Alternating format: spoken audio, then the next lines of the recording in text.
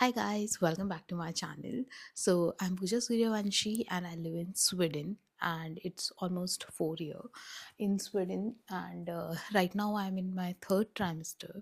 So I thought to share my journey. So as an Indian girl who lives in Sweden, काफ़ी सारे cultural shock मैंने feel किया है. So I thought why not to share and maybe it's helpful. Let's get started. So सबसे पहली चीज़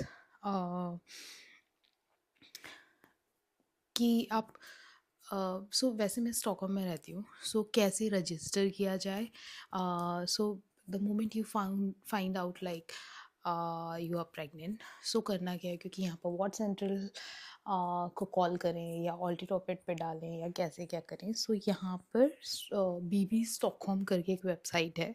you can register it there, and from there they will immediately book your appointment with your midwife. So सबसे पहली बात, Stockholm में sorry Sweden में it's जैसे India में बहुत सारे ऐसे गायनिक्स, आपको गायनिकोलॉजिस्ट के पास जाना पड़ता है, पर यहाँ पर मिडवाइफ सब हैंडल करती है. So and it's very nice. I really loved it, the whole experience. But anyways, I'm in my third trimester, तो अभी काफ़ी सारी जर्नी बाकी है, बट स्टिल अभी तक जो भी मैंने फील किया है, मैंने सोचा क्यों ना एक वीडियो बना लूँ. पहला अपॉइंटमेंट होता है वो मेरा था 5th वीक में. फर्स्ट पॉइंट जो मुझे थोड़ा शॉकिंग लगा, इंडिया में हर मंथ स्कैन होता है, बट यहाँ पर फर्स्ट स्कैन थर्ड मंथ में होता है and that is a very important one. और उसके साथ एक क्यूब टेस्ट होता है जिससे सारी चीज़ें वो लोग कवर कर लेते हैं. उसमें पता चल जाता है like your baby is healthy, genetically कोई इशू नहीं है and everything. So that was the biggest shock for me. And वो थोड़ा वेट करना भी टफ होता है, क्योंकि 3 महीने आप कैरी करते हो and then you wanted to know like your baby is healthy और नॉट. सो एक वो थोड़ा सा मुझे वो लगा. बट अगर आपको खुद से टेस्ट कराना है तो may be you can go for private. I don't know much about it, but of course मैंने वेट किया था and everything went well. So first scan तब होता है and then second scan 5th month में होता है, जिसमें आपको ऑफ कोर्स उसमें मोस्टली सारी डेवलपमेंट बेबी का, क्योंकि 5th मंथ में ऑलमोस्ट सारा डेवलपमेंट हो जाता है तो आपको सब पता चल जाता है. एंड ऑफ कोर्स यहाँ पर जेंडर भी पता चलता है. And again that was shocking for me. And जब यहाँ पर हर मिडवाइफ, मतलब हर दिन जब मेरा मिडवाइफ का अपॉइंटमेंट होता है, सो मतलब काफ़ी सारी डिस्कशंस होते हैं. जैसे हाँ, और मुझे वो भी थोड़ा शॉकिंग लगा, क्योंकि आप I am pretty sure India में भी डॉक्टर्स सब पूछते होंगे कि आप कैसा फील कर रहे हैं ये वो, बट यहाँ पर मेंटल हेल्थ काफ़ी इम्पॉर्टेंट है. So they keep on asking you how are you feeling healthy, and also about your household, like आपके हस्बैंड के साथ रिलेशन कैसे हैं, is there any domestic violence. I mean मुझे अच्छा लगा ये भी सुन के कि वो लोग इतना आपका मेंटल स्टेट का ध्यान देते हैं. आई थिंक अगर ऐसा किसी केस में कुछ निकलता भी है तो they make sure they gonna take care of that part also. So ये भी मुझे काफ़ी अच्छा लगा. देन जैसे मेरे लास्ट अपॉइंटमेंट में मेरे मिडवाइफ ने पूछा कि Pooja how you are feeling about your labour. So उसमें ऐसे लिखा रहता है like I am feeling, I'm calm about it. I'm feeling maybe fearful, or maybe I'm not feeling great, or so you can um, discuss about it if you're feeling stressed about it or you have anxiety, because of course for first time moms it's a lot. तो ये भी मुझे काफ़ी shocking लगा. मेरे लिए ये सारी पॉइंट्स काफ़ी यू नो शॉकिंग नहीं, but I kind of felt very safe here.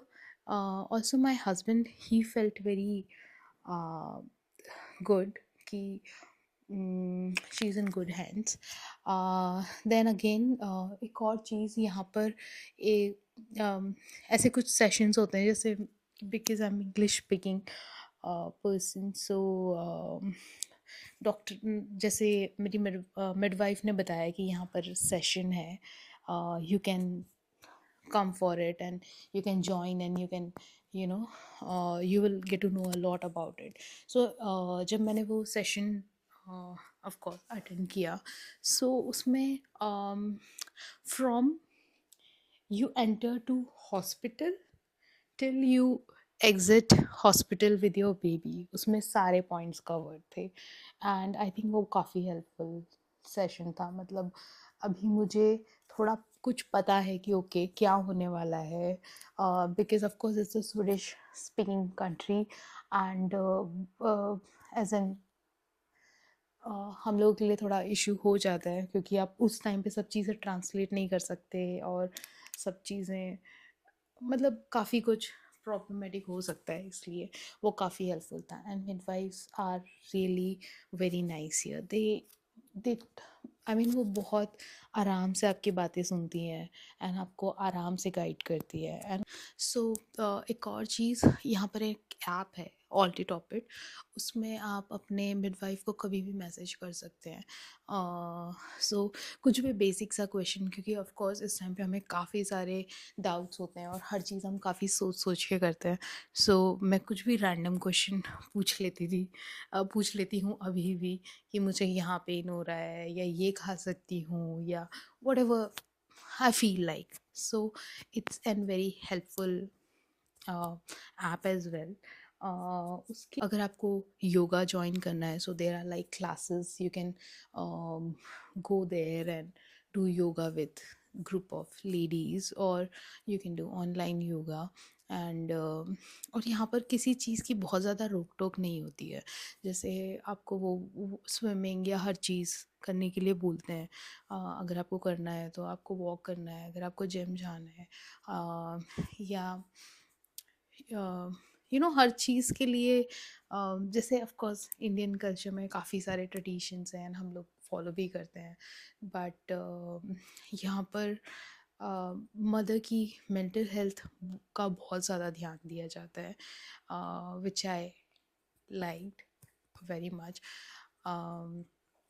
And okay, so I, और अभी मैं बस अपने थर्ड ट्राइमेस्टर में आई हूँ. सो अभी तक तो सब कुछ ठीक है. And we are getting ready for the delivery. But yeah that's it for now. Again then बहुत सारे लोगों के पास क्वेश्चंस होंगे कि how you gonna manage it alone. Of course मेरे पेरेंट्स आएंगे. एंड मुझे ये लगता है कि मतलब बहुत सारे लोग ये भी पूछते हैं कि आप इंडिया क्यों नहीं जा रहे हो प्रेगनेंसी के टाइम. बिकॉज़ एक और जो बेनिफिट है वो ये है कि you can get like 480 days parental leave, जो कि पेड होता है 80%. और उसके बारे में कभी मैं और वीडियो बनाऊंगी. But that's a thing. And also I wanted to live this experience with my husband. That's why भी मैं यहाँ पर रही. I think that's it for now. अगर कुछ और क्वेश्चंस आते हैं तो आप कमेंट सेक्शन में लिख देना, मैं बिल्कुल उनके आंसर्स दूंगी. Okay, thank you for watching.